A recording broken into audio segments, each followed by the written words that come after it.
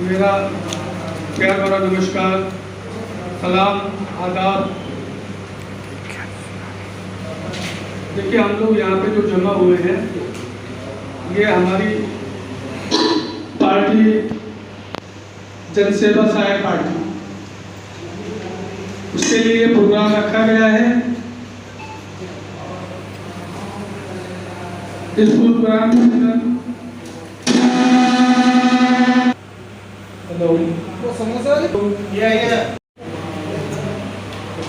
हमारे इस प्रोग्राम के अंदर हमारे प्रत्याशीगण मौजूद हैं, कुछ आ रहे हैं। तो मैं अनुरोध करना चाहूँगा भानु प्रताप सिंह जी से, जो हमारे शाहजहांपुर के प्रत्याशी हैं, वो अपने विचारों को भी रखें और अपना परिचय लोगों को दें। आइए जनाब Bhanu Pratap Singh ji.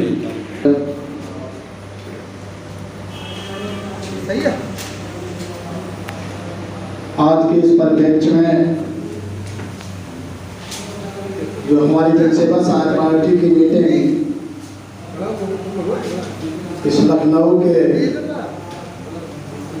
UP press club में प्रस्तावित हुई है, जो हमारे माननीय राष्ट्रीय अध्यक्ष डॉक्टर ओबीसी लोधी जी के द्वारा एक पहल की जा रही है कि हमारे देश और प्रदेश की जो दशा और दिशा है उसे अच्छे तरीके से बदला जाए।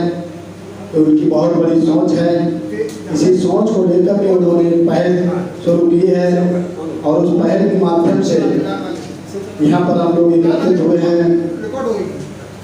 मेरा नाम साथी भानु प्रताप सिंह है, डिस्ट्रिक्ट शाहजहांपुर से बिलोंग करता हूँ और डिस्ट्रिक्ट शाहजहांपुर से ही 27 लोकसभा का प्रत्याशी भी हूँ। साथियों, बड़े ही हर्ष की बात है कि हमें ऐसे नेता की जरूरत है, हमें ऐसे नेता की पहचान करनी है जो हमारे देश और प्रदेश के लिए अपनी कुर्बानी दे सके। और साथियों, बताना चाहूँगा, आज की इस बढ़ती महंगाई को देखते हुए हमारी जनता त्राय कर रही है, हमारी जनता काफी परेशान हो चुकी है। मैं उन अधिकारियों कर्मचारियों से भी पूछना चाहता हूँ कि आज जो हमारी जनता के साथ अन्याय किया जा रहा है, आखिर आप ऐसा शौचालय व्यवहार क्यों कर रहे हैं?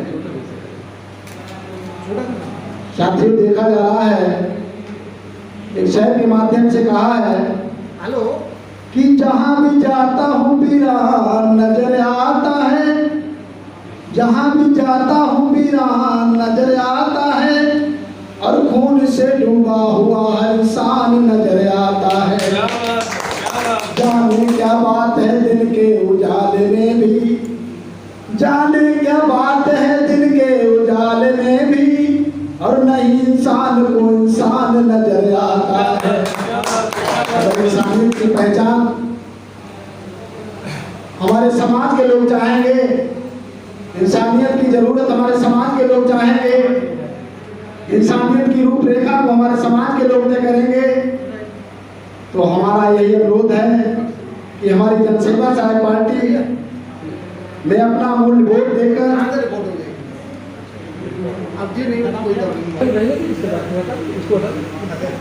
कोई भी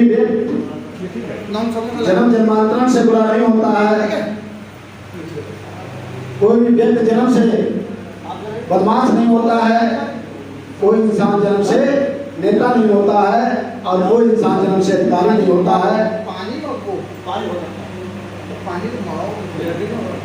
हमारे साथियों, आपको बताना चाहूँगा कि यदि हम समाज के सुधार के हित की बात सोचेंगे, अच्छी शिक्षा हमारे पास होगी, भले मेरे पास पैसा ना हो लेकिन शिक्षा होना बहुत जरूरी है।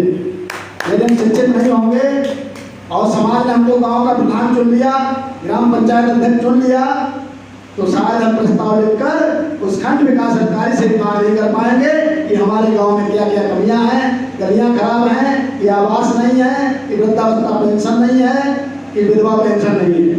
इसलिए सबसे पहले शिक्षित होना बहुत जरूरी है और नेता भी उसी बनना जरूरी है जो वास्तव में पढ़ा लिखा हो, जिसे सांसारिक ज्ञान भी हो और राजनीतिक ज्ञान भी होना बहुत कंपलसरी है। तो साथियों, हमारा कोई परिचय नहीं था माननीय राष्ट्रीय अध्यक्ष जी से। हमारे बीच में बैठे हुए हमारे ही डिस्ट्रिक्ट शाहजहांपुर के जिला अध्यक्ष भाई खड़े हो जाए, हमारे ही जिले के जिला अध्यक्ष हमारे बड़े भाई पप्पू पाल जी, जो रास्ते में अचानक मुलाकात हो गई थी। आपने डॉक्टर साहब के बारे में बताया, आपने जनसेवा सहायक पार्टी के बारे में बताया, मुझे बहुत खुशी हुई। डॉक्टर साहब की खूबियों को सुनकर बड़ा मुझे खुश महसूस हुआ। तो मैंने इनसे अनुरोध किया कि आपके राष्ट्रीय अध्यक्ष कहाँ मिलेंगे। बोले फलानी तारीख को 27 मार्च 2023 को हमारी मीटिंग बरेली सर्किट हाउस में होने जा रही है, अगर आपके पास समय हो जरूर चलना। मैंने आपकी मीटिंग को ज्वाइन किया और मीटिंग ज्वाइन करके जब आपके विचारों को सुना, मुझे लगा कि वास्तव में समाज सुधारक अगर कोई है तो डॉक्टर ओपी सिंह लोधी है। इनके अलावा कोई समाज का सुधार नहीं कर सकता है, प्रदेश और देश का सुधार नहीं कर सकता है। तो हमें ऐसे नेता को चुनने की जरूरत है। मैंने उसी दिन इस पार्टी जनसेवा सहायक पार्टी के दामन थाम लिया था और डॉक्टर साहब के उपलक्ष्य में 4 पंक्तियों से अभिवादन भी कर रहा हूँ कि डॉक्टर ओपी सिंह लोधी बन के अरे मसीहा बताते बताते बहुत देर हो गई। अरे यूपी के लोगों कब तक सोते रहोगे, यूपी के लोगों कब तक सोते रहोगे, जगाते जगाते बहुत देर हो गई। हमारे राष्ट्रीय अध्यक्ष जनसेवा सहायक पार्टी के माननीय डॉक्टर ओपी सिंह लोधी उत्तर प्रदेश की जनता को जगाने आए हैं। अरे उत्तर प्रदेश के लोगों जाग जाओ, समय नजदीक आ गया है, मिशन 2024 आने वाला है और इस चुनाव में ये दिखा दो कि हमारा राष्ट्रीय अध्यक्ष भारत का एक प्रधानमंत्री चुना जाता है तो देश का भविष्य नए निर्वाध तरीके से किया जाएगा। इसी शब्दों के साथ मैं अपनी वाणी को विराम देता हूँ। जय हिंद, जय जनसेवा पार्टी, जनसेवा सहायक पार्टी जिंदाबाद जिंदाबाद।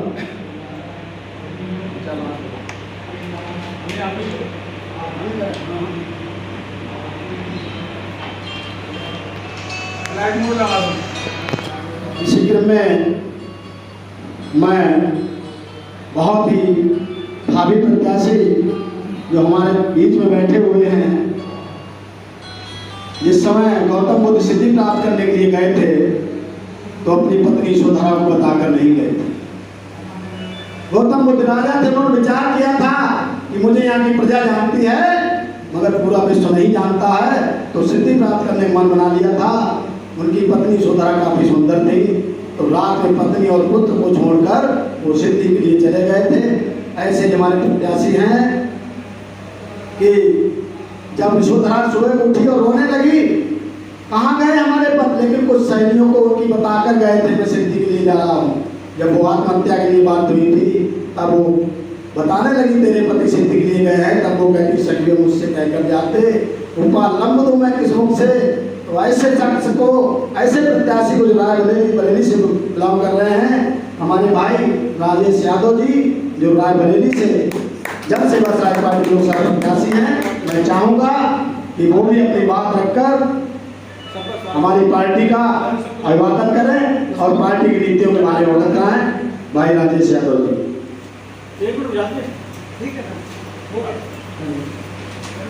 सभी पत्रकार भाइयों को मेरा नमस्कार।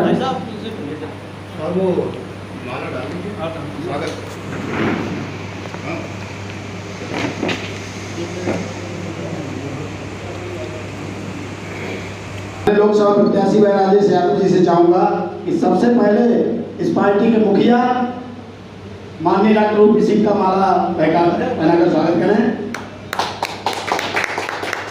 बहुत बहुत धन्यवाद।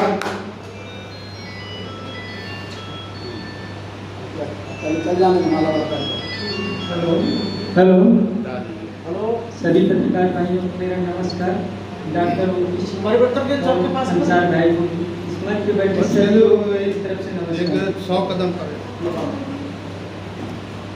हेलो आप लोग से ये बताना चाहते हैं परिवर्तन चौक पे आप कि सत्तर पार्टियां किसी छोटी दलों को उठने नहीं देती, उनका देख विशेष है सारी दलों का पर्चा खारिज कराती है। पिछली बार भी मैंने 2019 में पर्चा रायबरेली से भरा था, मैडम सोनिया ने डीएम को कही कि हमारा पर्चा वहाँ से निरस्त कराया। मैं इसके लिए आप लोगों से कहना चाहता हूँ ये बात पे आप लोग विचार विमर्श करें। और वोटर एक मिनट जाइए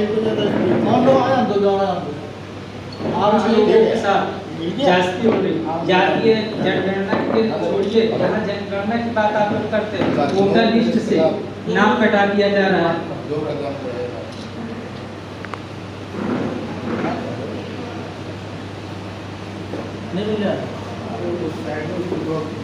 बोले सर आप लोग से बताना चाहता हूँ पत्रकार बंधुओं से कि सबसे पहले आप पार्टी की नीतियों को समझिए। जो सत्तारूढ़ बैठी हुई पार्टियां या पहले से वर्तमान में कामयाब हैं, वो लोग क्या कर रहे हैं, वोटर लिस्ट से लोगों के नाम कटा रहे हैं, नए प्रत्याशियों को लड़ने से रोका जा रहा है, पर्चा खारिज कर दिया जाता है, क्योंकि नए लोग अच्छा कार्य करना चाहते हैं। जैसे डॉक्टर ओपी सिंह हैं, अंसार भाई हैं, ये नया चेहरा देख उन लोगों, पिछली बार मैंने 2019 में पर्चा मैडम सोनिया जी के सामने रायबरेली से भरा था। डॉक्टर नेहा शर्मा वहाँ एसडीएम थी, उन्होंने मेरा पर्चा बाकायदे 19 लोगों को खारिज कर दिया बगैर किसी गलती के। मैंने उनसे पूछा स्क्रूटनी पे क्या कारण है, उन्होंने बताया कि ऊपर से दबाव आ रहा है। तो ऐसे लोगों में छोटी पार्टियां क्या करेंगी, ये आप लोग से हम जानकारी चाहते हैं कि आप लोग ये बात उन तक पहुँचाओ जो चुनाव आयोग तक, इस पर रोक लगाई जाए, किसी भी प्रत्याशी को समय दिया जाए, उसके स्क्रूटनी के समय बुलाया जाए, जो उसमें कमी पाई जाए, त्रुटि पाई जाए, उसको भराया जाए। स्क्रूटनी किस लिए होती है, वहाँ कैमरा बंद करा के लोगों को लाठी डंडा से सोनिया जी के प्रतिनिधि PL शर्मा ने सबको हटवाया। ऐसी स्थिति में हम लोग क्या कर सकते हैं, आप लोग इसको उन तक मैसेज पहुँचाएंगे, किसी प्रत्याशी को आप लड़ने से नहीं रोका जा सकता। पिछली बार 2019 में 2022 में मैं विधानसभा प्रत्याशी रहा शिवसेना से, उत्तर प्रदेश 251 विधानसभा जहाँ केशव प्रसाद मौर्य रहते, मैं वहाँ से रहा, वहाँ भी यही हाल रहा। वो तो कहो SDM साहब ईमानदार थे, रात के 8 बजे मेरा पर्चा पानी। इस स्थिति में हम कैसे लड़ेंगे, आप लोग बताइए। ये डॉक्टर साहब से अनुरोध करते हैं कि चुनाव आयोग के लिए लेकर लिखिए और बाकायदे उनसे मानहान का उन पर मुकदमा लगाए कि किसी भी प्रत्याशी को 2 दिन का जो स्क्रूटनी का टाइम दिया जाता है, उस पर अगर प्रत्याशी नहीं पाया जाता तो उसे हटाने का कष्ट करें। इसके पहले अगर किसी का निरस्त किया जाएगा तो चुनाव आयोग और पीठासीन अधिकारी वहाँ BLO लोग पे सब पे मुकदमा किया जाएगा। और अगर चुनाव आयोग का जो BLO होता है वो घर घर पर्ची नहीं देता, जातीय आंकड़ा पे चुनाव हराने का कष्ट ये किया जाता है। इन लोगों ने सत्ता में बैठे लोग और पहली बार EVM से चुनाव हमें नहीं चाहिए, हमें बैलेट पेपर पे चाहिए। इसके लिए आप लोग चुनाव आयोग को मीडिया द्वारा पहुँचाइए, आप लोग के आभारी हैं, क्योंकि मीडिया के अलावा कोई और पहुंचा नहीं सकता, किसी की बात को मानते नहीं। ये सोशल मीडिया ही कर सकती है जो इस काम को पूरा कर देगी। और डॉक्टर OP सिंह वो जुझारू नेता हैं, जिनकी पार्टी चाहती है जनगणना कराई जाए तो शायद नंबर 1 की पार्टी मानी जाए। क्षेत्र में से छोटी छोटी पार्टियां हैं, उनके कर दिए जाते हैं, जिनके दबाव है, जो सत्तारूढ़, जैसे अपना दल, उसका एक भी पर्चा नहीं खारिज होता, उस पर त्रुटि भी पाई जाती है। समाजवादी गठबंधन में छोटी छोटी दलें हैं, उनका नहीं निरस्त होता और नई पार्टियों को टूट दिया जाता है। हम लोगों पर शर्त रख दी जाएगी 6% आप वोट नहीं दोगे। वोट कहाँ से आए, हमारे लोगों का नाम काट देते हो, हमारे लोग का पर्चा खारिज कर देते हो, हम वोट कहाँ से लाएं? ये आप लोग कभी देखा है? इस पर आप लोग, हम मीडिया भाई से अनुरोध करते हैं कि ये चुनाव आयोग को आप लोग लिखित में और मीडिया द्वारा पहुँचाने का कष्ट करें। हम ज़्यादा बड़ी बात नहीं करते। पिछली बार मैडम चुनाव हार रहा थी, इस बार मैं लड़ा था, डिप्टी CM से मेरा वहाँ बातचीत हुई, चुनाव आपको 10, हमने कहा नहीं, चुनाव आप लोग जीतेंगे और वो जीत रहे हैं, हार गए चुनाव। इसका मतलब उन्हें कहीं से डर, सोनिया जी को भी डर है कि अगर नई पार्टी का कोई आया, जाती है अगर आधार पर लड़ा जाए तो वहाँ मेरी अच्छी खाएगी। मैं 2 साल से वहाँ तैयारी कर रहा हूँ, रायबरेली लगातार, लेकिन डर इस बात का है ये पूरी मदद करेंगे, सिंबल देंगे, वहाँ पर्चा मेरा खारिज करा दिया गया। इसकी जिम्मेदारी चुनाव आयोग की है। वहाँ कैमरामैन लगाया जाता है पर्चे के समय, वो सत्तारूढ़ पार्टी में और सेटिंग सांसद की इशारों पे काम करता है। प्रशासन वहाँ हम लोग को रोकती है, हम लोग को 2 दिन गनर देने में देरी क्यों होती है? हम लोग से क्या कोई किसी तरह का सिक्योरिटी कम किया जाता है या किसी हम गारंटेड 10 देते हैं वो 2 देते हैं, फिर भी हमारा पर्चा खारिज किया जाता है। हम लोग के साथ ऐसा असंवैधानिक क्यों किया जाता है? आप अगर पार्टी एक नियम लगाओ कि पार्टी 2 पे सब पे 2 रहेगी गारंटेड, हम 10 देते फिर भी मेरा पर्चा खारिज होता, वो 2 देते हैं उनका पास होता है। या आप लोग चुनाव आयोग से अपील करेंगे हम लोग को पहले लड़ने का मौका दिया जाए, जीतना और जिताना पे बात नहीं लाते, जनता का रुझान हम लोग के साथ है। जितने नवयुवक हैं अभी वोटर लिस्ट उठा के देखा जाए, हम देख रहे थे 22 के चुनाव में एक भी लोग लड़का नवयुवक करा मेरा वोटर लिस्ट में नाम नहीं, मेरा वोटर लिस्ट में नाम नहीं, पिछली बार मैंने दिया था, पिछली बार दिया था। इसका क्या मतलब है? मतलब सत्ता बैठे लोग ईडी और सीबीआई के दिखा के सब लोग को दबाया जा रहा है, पूरी तरह दबाया जा रहा है। आज संजय सिंह का ले लीजिए, उन्होंने ज्यादा बोला, उनको जेल भेज दिया। राहुल जी को देखो सस्पेंड कर दिया। अगर राहुल जी को सस्पेंड कर दिया, उनको बहाल किया, तो आजम खान को क्यों नहीं किया? क्योंकि वो मुस्लिम, उनको टारगेट किया जाएगा। इसको वजह टारगेट किया जा रहा है ना। हकीम से बड़े बड़े माफिया क्यों कोई दंगा फसाद नहीं लगाया जा रहा? अभी हमारे पास एक महिला दिल्ली में बैठी, उसकी बेटी को उठा ले गए हैं और उसके बेटा को उससे न मिलने दिया जा रहा, ना पता लगा, उस पर FIR नहीं दर्ज हो रही, वो अभी बैठ के दिल्ली में मेरा इंतजार कर रही है, कोई FIR करने को राजी नहीं। ये है सत्ता की हरकत। लोग बोलते हैं कि सत्ता में आना, कभी वो बोलते हैं गुंडे करते, कभी छोटी छोटी दलों को मौका दिया जाए। हम जनता से अपील करते हैं, मीडिया द्वारा करते हैं, अध्यक्ष और प्रत्याशियों से सभी से अपील करते हैं कि अपने छोटे छोटे कार्यकर्ताओं को जोड़िए और उनसे जनसंपर्क कीजिए। बैलेट पेपर की हमारी मांग इसलिए है कि ये लोगों EVM में खेला कर देते हैं, 10 की मशीन चेक कराएंगे, उसके बाद हम लोग पता नहीं लगता कि कितनी मशीन, 2 दिन कौन बैठ के आपका वेट करेंगे। इधर चुनाव हो तो हम लोग को 2 दिन का टाइम देता है, बोलता अपना एजेंट बैठाइए, वो 2 मशीन दिखा के बोलते हैं आप लोग जाइए साइन। आप लोग मीडिया से मेरा हाथ जोड़कर अनुरोध है, ये बात उन तक जरूर पहुंचाइए, चुनाव आयोग की सतर्कता से काम ले और बैलेट पेपर पे ही चुनाव कराए। और किसी का पर्चा निरस्त होगा अगर उसकी उपलब्धि ना हो, वहाँ उपलब्ध नहीं है, तभी उसका पर्चा निरस्त किया जाए, उसको नोटिस दिया जाए, उसको इसको किस बात को होगा नहीं, हमें ये नहीं समझना। आप बनाते हैं 2 दिन का टाइम लेता है, सुधरवाइए। हमारे पर्चे में कोई कमी नहीं है, हमको कोई ऑब्जेक्शन सर्टिफिकेट नहीं दिया गया। मैं राष्ट्रीय अध्यक्ष से कहता रहा कि इस पर कोर्ट केस पर उन्होंने कहा देखा जाएगा, उन लोगों ने खारिज करवा दिया। रायबरेली की बात बता रहा हूँ 2019 इस बार आप लोग से मेरा हाथ जोड़ का अनुरोध, मैं ज़्यादा बड़ी बात आप लोग से नहीं करना चाहता, लेकिन आप चुनाव आयोग को इस बात का संदेशा दीजिए कि पर्चा किसी को नहीं खारिज होगा। जाति आंकड़ा देख के वो लोग खारिज कर देते हार जाएंगे। वैसे भी मैं रायबरेली से अच्छा फाइटर हूँ, कभी भी लड़ा ले, कभी भी आप आइए खुला, वहाँ मेरा सर्वे करा दिया जाए, मैं इसका भी हूँ। मेरा पर्चा उन्होंने क्यों खारिज कराइए, किसी ने सवाल नहीं किया। हमारा भी 19 नई पार्टियों को पर्चा उन्होंने खारिज किया, बोले ऊपर से दबाव। ऊपर का दबाव क्या होता है? मैं ज़्यादा बात आप लोग को नहीं कहूँगा, इसके लिए आप लोग को धन्यवाद करता हूँ। आप लोगों ने कितनी समय दिया है और आप लोग आए ये बात सुनने के लिए।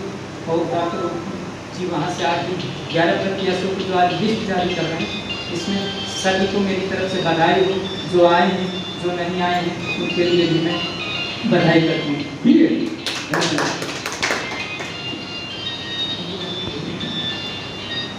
बहुत बहुत धन्यवाद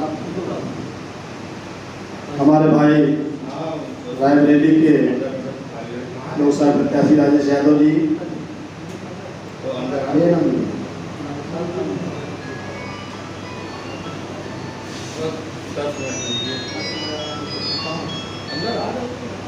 हेलो, हम ऊपर है, इसमें कहाँ पर है आप? ऊपर आइए, वो आ रहा है, सर जी आ रहे हैं आपको। ये जो पार्टियां अन्य हैं उनके 2-2 प्रस्ताव लगते हैं, लेकिन जो छोटे दल हैं उनमें 10-10 प्रस्तावों भी लगते हैं, लेकिन पर्चा कैंसिल हो जाता है। ये चीज़ गलत है। इसके लिए हम आप प्रत्याशी जरूर हैं, लेकिन आयोग को एक लेटर हम आप जरूर भेजेंगे और उस लेटर के माध्यम से कम से कम 100 लोगों का निशानी उठाए भेजेंगे। यदि ऐसा हुआ तो चुनाव आयोग का भी घेराव किया जाएगा, इसमें कोई दो राय नहीं। कानून सबके लिए बराबर होता है आइए और कानून तोड़ने वालों का शायद हाल भी बहुत बुरा होता है। तो अगर कानून से कोई खिलवाड़ कर रहा है, चाहे वो SDM हो, चाहे जिलाधिकारी महोदय हो, या कोई नेता जी माननीय नेतागण हो, तो इसका परिणाम एक दिन भुगतना भी पड़ेगा। समय बहुत नजदीक आ गया है। एक प्रार्थना में कहा गया है कि यदि नाथ का नाम दयानिधि है, कि यदि नाथ का नाम दयानिधि है, तो दया भी करेंगे कभी न कभी। यदि नाथ का नाम दयानिधि है, तो दया भी करेंगे कभी न कभी। करुणानिधि नाम बताया जिन्हें, चरणामृत पान कराया जिन्हें। जो आज सत्तारूढ़ पार्टियों में हो रहा है। करुणानिधि नाम बताया जिन्हें, चरणामृत पान कराया जिन्हें। सरकारी अदालत में ये गवाह फिर जा गुजरेंगे कभी न कभी। उस अदालत की सलाखों में जाना पड़ेगा, जो अन्याय करेगा उसको। और साथियों, हमारी तो सोच है कि अगर राजनीति में कदम रखना हो तो सबसे पहले अपने घर में सुधार करिए, अपने घर को सही रास्ते पर लाने की कोशिश कीजिए कि भाई मैं समाज की सेवा करने के लिए इस मैदान में उतरा हूँ, लेकिन हमें बताओ आप सही चलोगे या नहीं चलोगे। कुछ लोग ऐसे होते हैं कि घर में कोई विधायक सांसद बन जाता है तो वो समझते हैं अब तो हम ही विधायक हैं, मेरा भाई है तो हम ही हैं, हमारा कौन क्या बिगाड़ लेगा, और नाजायज तरीके से जनता के साथ सलूक करते हैं। अगला जब मौका 5 वर्ष के बाद आता है, चुनाव हो जाता है, क्योंकि जनता त्राय तराई करने लगती है आतंक से। तो सबसे पहले हमारे जितने प्रत्याशी भाई जनसेवा सहायक पार्टी के हैं, इस बात की शपथ लें कि अगर सांसद चुनने के बाद पार्लियामेंट में जाते हैं और एक कसम खाएं, चुनाव से पहले, पर्चा दाखिल करने से पहले एक कसम खाएं कि अगर मेरा सगा भाई भी अपराध करेगा तो शायद उसको भी जेल की सलाखों में डाला जाएगा, मेरा सगा भाई क्यों ना हो। अगर नेता ये भाव बना ले तो राजनीति हमेशा बहुत अच्छी चलेगी और जनता को हमेशा न्याय मिलेगा। लेकिन अगर कहावत है कि जब राजा ही नाच रहा हो तो प्रजा क्या करे, तो राजा को नाचना नहीं है कि प्रजा नाचे, राजा को वो कार्य करना है जिसलिए उसे राजा बनाया गया है, वो प्रजा की सेवा भरपूर तरीके से कर सके, ताकि उसके मरने के बाद भी लोग याद करें कि कोई राजा बना था जिसके राज्य में प्रजा काफी सुखी रही है। इसी क्रम में आगे बढ़ते हुए से मन में करुणा लेकर आए इच्छाओं से, इरशाद हुसैन भाई आए लखनऊ से।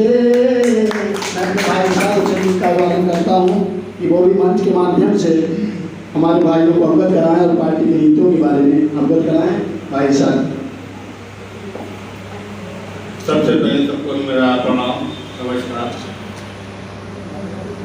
मैं इरशाद हुसैन मलिक आज बहुत आभारी हूँ राष्ट्रीय अध्यक्ष जी से कि आज उन्होंने हमको इस छोटे से प्रोग्राम में हमको बुलाया। एक महत्वपूर्ण, एक बहुत बड़ी हमें भूमिका भी दी।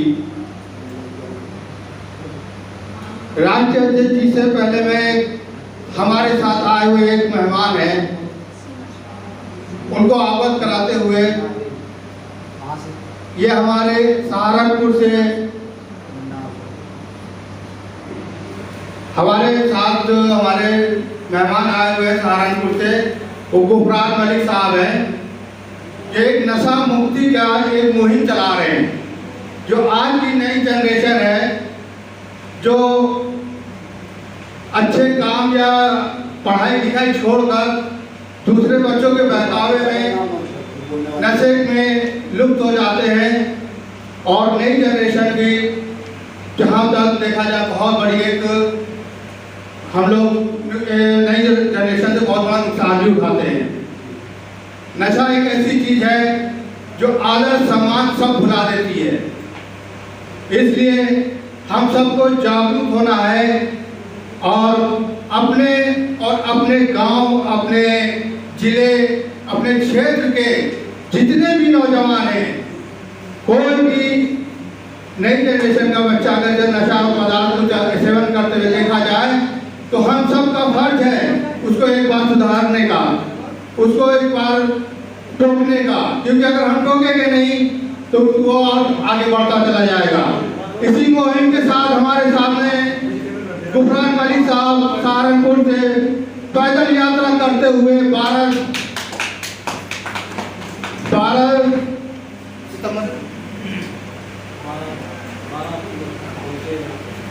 12 अक्टूबर को ये सहारनपुर से चलकर लखनऊ पहुंचे, जिनका हम लोगों ने, हमारा एक ग्रुप है मलिक समाज फाउंडेशन, हमारे जिला अध्यक्ष, राष्ट्रीय अध्यक्ष, सारे अधिकारियों ने भावभीनी सम्मान किया गया, स्वागत किया गया। अब आपके सामने हैं गुफरान मलिक साहब, जो हमारे राष्ट्रीय अध्यक्ष जन सेवा सहायक पार्टी के, जिन्होंने हमें एक ऐसा सुनहरा अवसर दिया कि हम आज आप सबके सामने बीच खड़े हैं। आइए गुफरान साहब और गुफरान साहब को सम्मानित करेंगे।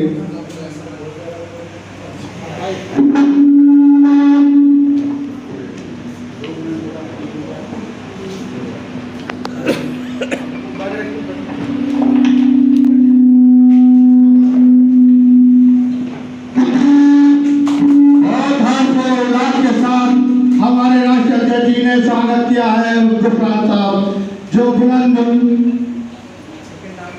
एसोसिएशन रजिस्टर्ड, ये बार वहाँ पे पत्रकार भी हैं, पत्रकार एसोसिएशन के अध्यक्ष भी हैं। अब राष्ट्रीय अध्यक्ष साहब कुछ अपने चंद शब्द इस मुहिम के चलाने वाले गुफरान मलिक साहब के बारे में बोलते हैं।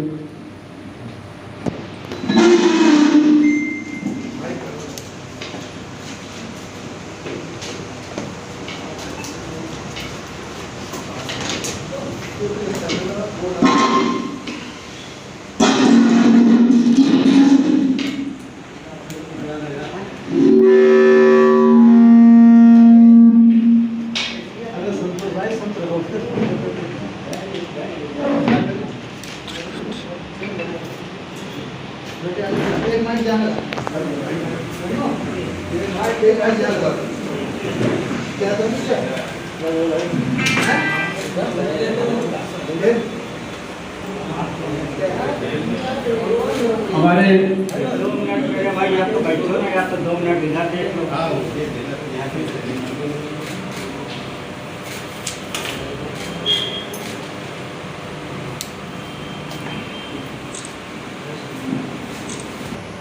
गुफरान मलिक जी को जो बुलंद पुरस्कार हैं और सहारनपुर से चल कर के इस शाहजहांपुर में उपस्थित हुए हैं, ऐसे महान भाव बुलंद पत्रकार को मैं बहुत बहुत धन्यवाद देना चाहूँगा।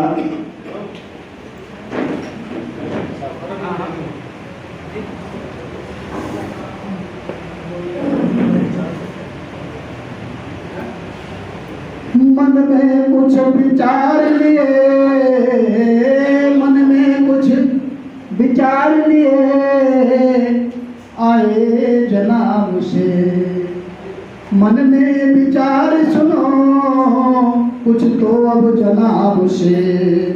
डॉक्टर राजा राम लोधी आए उन्नाव से, डॉक्टर राजा राम लोधी। इसी क्रम में आगे बढ़ते हुए डॉक्टर राजा राम लोधी, जो उन्नाव लोकसभा से प्रत्याशी हैं, आए और अपने विचार प्रकट करें। भाई डॉक्टर राजा राम लोधी जी।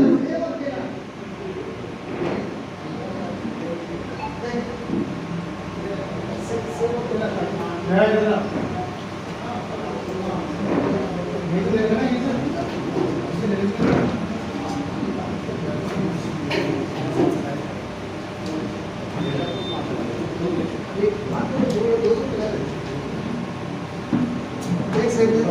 सेवा सहायक पार्टी उत्तर प्रदेश ओबीसी राष्ट्रीय अध्यक्ष हमारे मेरे सहयोगी अंसारी जी और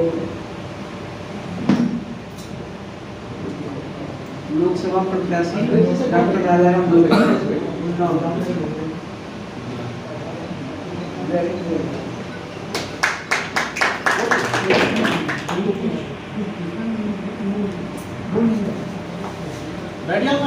हमारे प्रत्याशी महोदय काफी दूर चल के आए हैं, तो काफी देर में तो यहाँ आप आए हैं।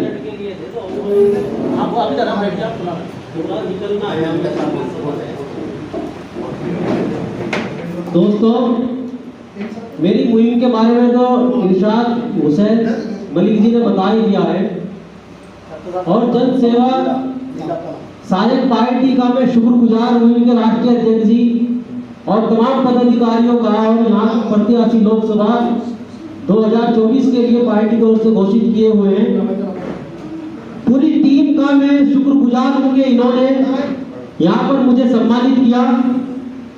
25 सितंबर 2023 से सहारनपुर से मेरी नशे के विरुद्ध यात्रा शुरू हुई थी और 12 अक्टूबर 2023 को मैं लखनऊ पहुंचा हूं। यहाँ पर मलिक समाज फाउंडेशन के लोगों ने मेरा स्वागत किया है और आज जन सेवा सहायक पार्टी के राष्ट्रीय अध्यक्ष की मौजूदगी में जिस प्रकार से आप लोगों ने मुझे सम्मानित कर मेरे हौसले को बढ़ाने का काम किया, इसके लिए मैं आपका बहुत बहुत शुक्रिया अदा करता हूँ और ये दुआ भी करता हूँ कि आपका ये मिशन, आपकी ये पार्टी प्रदेश और देश के लिए एक नामवर पार्टी बनकर खड़ी हो, ताकि भारत का विकास हो सके, भारत की जनता का विकास हो सके। आपकी पार्टी के ज्यादा से ज्यादा प्रत्याशी चुनाव जीतकर लोकसभा में पहुंचे, इसी दुआ के साथ बहुत बहुत शुक्रिया। डॉक्टर ओपी सिंह लोटे, डॉक्टर ओपी सिंह लोटे, जन सेवा सहायक पार्टी, जन सेवा सहायक पार्टी। बहुत बहुत धन्यवाद हमारे भाई गुफरान मलिक जी को, जिन्होंने सहारनपुर से आकर इस उत्तर प्रदेश की राजधानी लखनऊ में इस क्लब के अंदर जो आशीर्वाद दिया है, तो शायद आपका आशीर्वाद बिल्कुल मलिक साहब पूरा होगा। ये वादा करता हूँ आपसे, और हमारे जितने प्रत्याशी हैं शायद उम्मीद करता हूँ 100% जीतकर पार्लियामेंट पहुंचेंगे। इसी क्रम में आगे बढ़ते हुए हमने अपने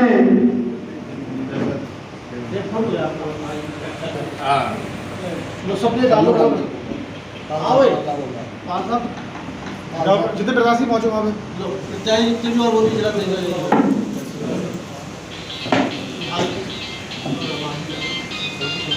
आइएगा।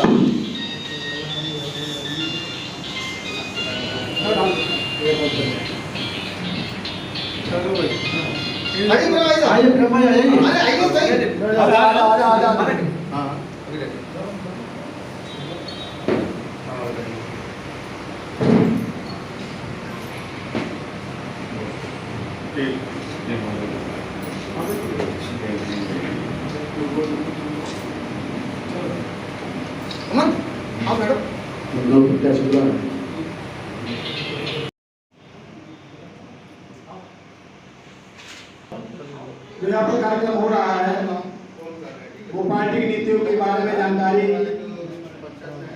और हमारे प्रत्याशी चुनाव मैदान में उतारे गए हैं उनके बारे में मीडिया के माध्यम से अवगत कराने संबंध में पार्टी आयोजन कर रही मीटिंग का। इसी क्रम में लेकिन हमने कोशिश बात की है कि अभी तक हमारे जितने मीटिंग या कार्यक्रम हुए हैं, जितने ज्ञापन वगैरह हुए हैं, हमारे पत्रकार बंधुओं ने पूरा साथ दिया है। इसके लिए बहुत